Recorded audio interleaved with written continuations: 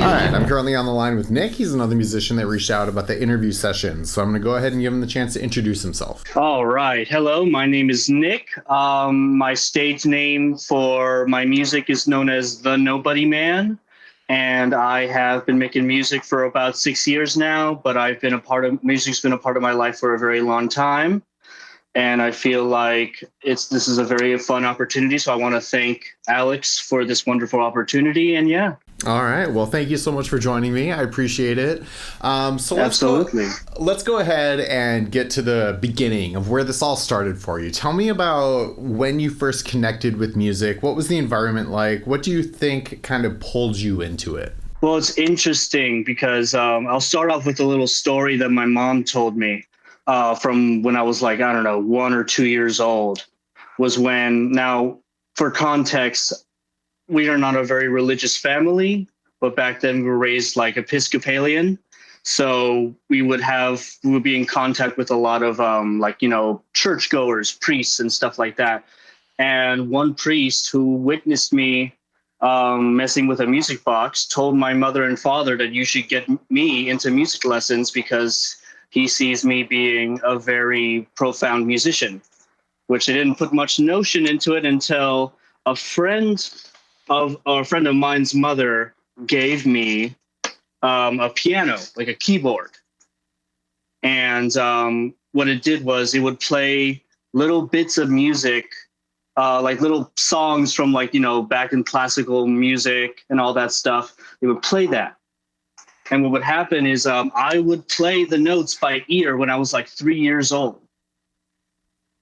And that's when my mom and dad decided to get me into piano lessons. And the rest was pretty streamlined into music with the orchestras in middle and high school. I played the double bass.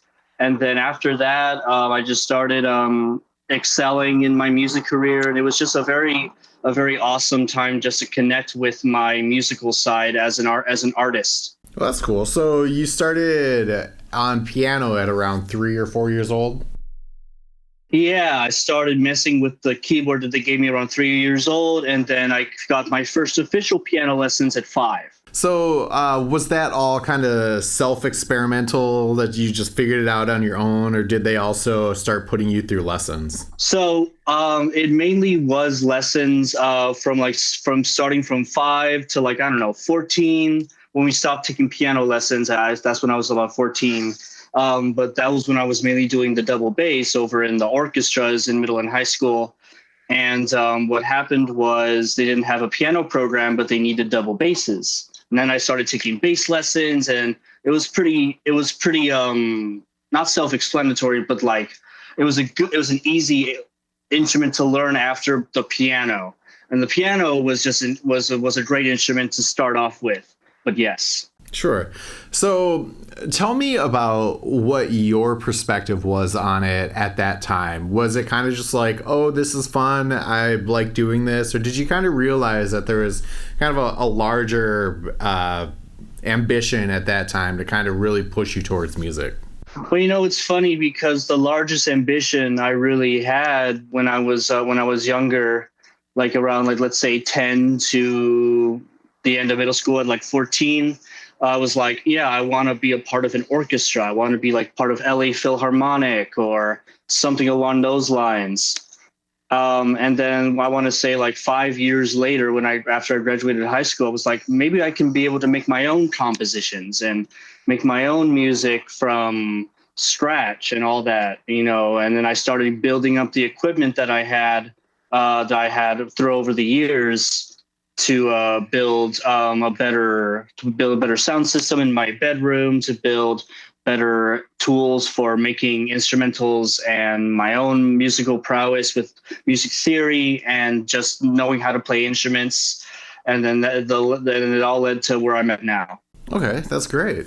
So let's talk a bit about the double bass period then. You mentioned that once you got into kind of the school ecosystem that there wasn't as much opportunity for piano or that you wanted to move to double bass. What exactly was the motivation there?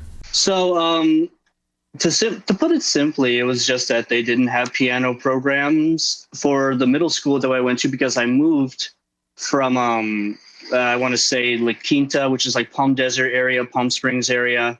Um, and we moved to Manhattan Beach in the South Bay, close to LA, but not that close. But they had like an orchestra program with violins, violas, cellos, and the double bass. And they really needed some more basses in their orchestra as a middle school. And so they were like, "Hey, would you want to start up as a bassist?" And I was like, "Sure, why not?" And then the love started with the double bass from there. And I was after I started doing some lessons after a while, started enjoying the orchestra program that they had in the middle and high school. I was just in love with learning better techniques and learning how to be better at the double bass. And it was just a wonderful experience when I didn't even realize that was going to be the whole thing for me. I was like, oh, maybe I'll just stick with piano. But then this double bass thing was like, oh, wow, this is actually really cool. I love this. Sure, that's great.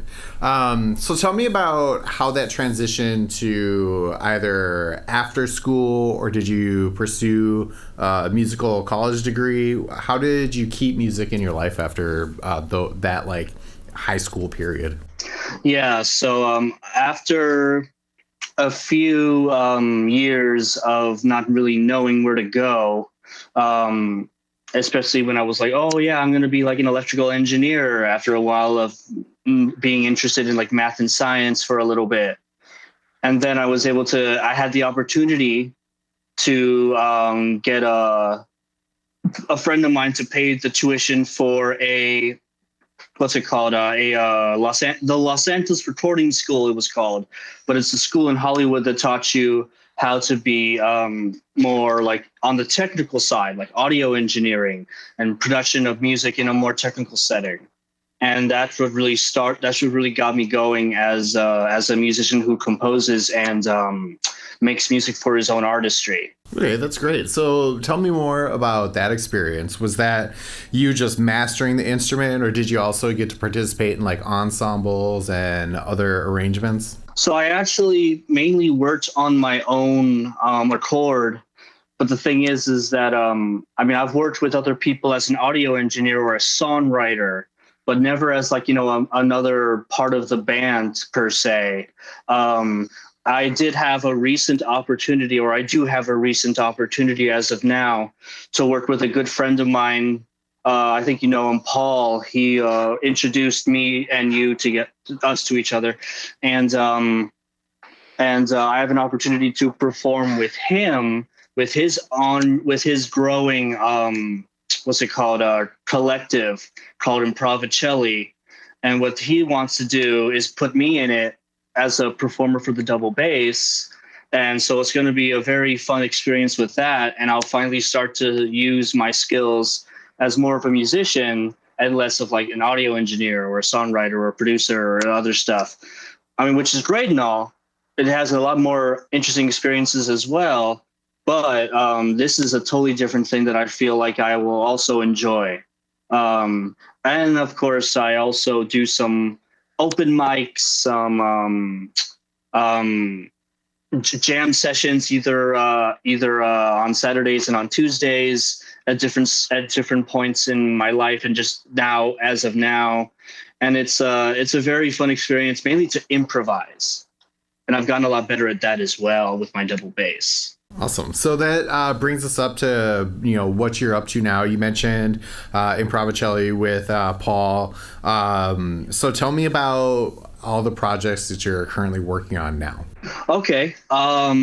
So as already mentioned before, we have Improvicelli, which I know my friend Paul, he wants to really expand it from, because it was originally about like the instrument of the cello. He's a cello master, and he's been doing it for, I think, 30 plus years.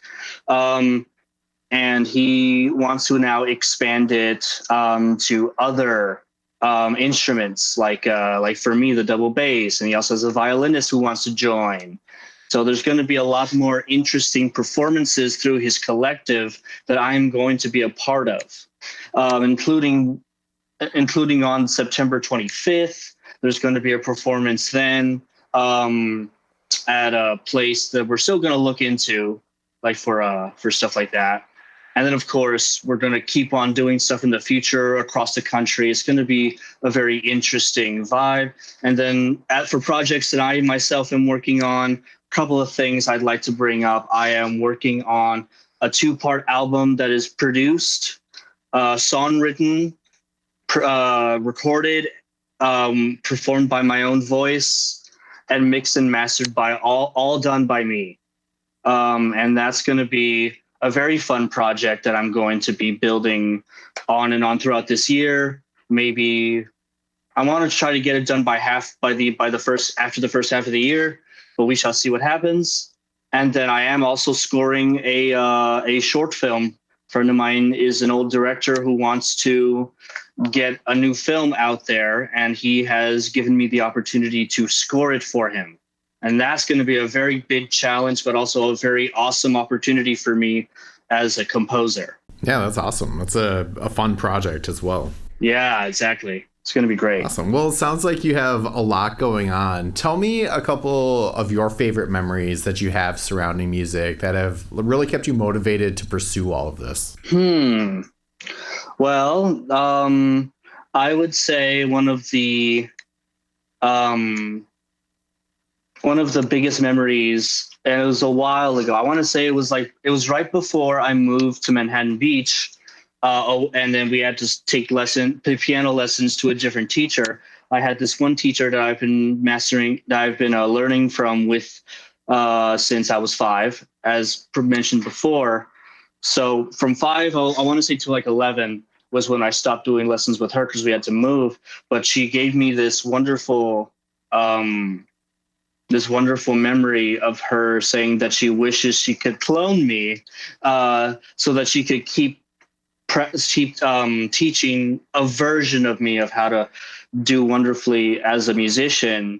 And because, I want to say throughout those years, I've been winning competitions in first place. I've been doing recitals for her for years, and it's been a wonderful experience, which I know throughout a long time, like 6 years.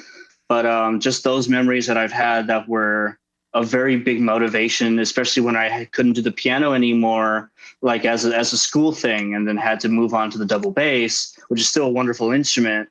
And then once I got there, I was led to my high school teacher, who was an orchestra director over in my high school. And he was a wonderful inspiration for me to keep on moving as a performer in the orchestra. And he always, when I graduated high school, he was always motivated. He wanted to motivate me to get my own bass and go to some jazz bands, and try to find your way out there in the music world. And it was just such a wonderful experience, just the whole 4 years of his teaching me as a bassist. And he is such a wonderful inspiration for me as well.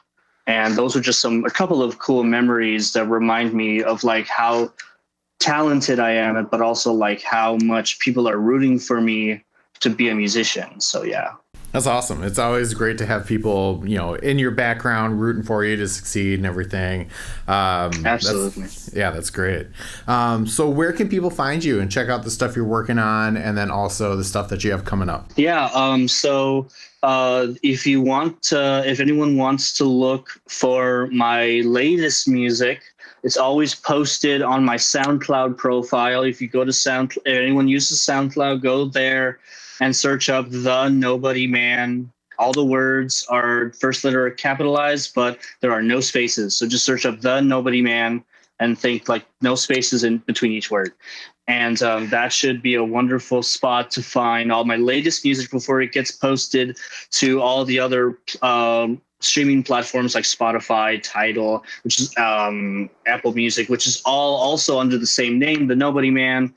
And my Instagram, you can find some videos and some announcements of my latest projects over in Music from Nobody. Also no spaces, but no caps. So that should be a wonderful place to find my videos and my content regarding my music. And I do have a website that I'm working on. It's called the nobodymanmusic.com, which showcases, well, as of now, some of the projects I'm working on as of now, SoundCloud postings, and of course some Spotify previews, a bit about me, some of the projects I've worked on in the past with other collaborative efforts. And yeah, that would be the best places to find me and my music. Perfect. So I always like to give the person I'm interviewing the opportunity to put out their last word. So what's a message that you have that you feel resonates with people? Well, I would say no matter how much, like this is especially from a music perspective, but it could be from any artistic or any endeavor really at all. No matter how much weight is put onto your shoulders of criticisms and negative, like negativity from other people, they're saying, hey, maybe this is not for you, or even, hey, maybe you should try to find something different because this doesn't financially support you. Do not listen to them. Absolutely. Like, if you got to get a job, but never give up the thing that you love to do the most so that you can, keep the drive. And not only that, if you never give up, you will get somewhere eventually with the thing that you love to do, whether it's music, writing, art, anything that you think is your calling. Let it call to you and keep on picking up that phone.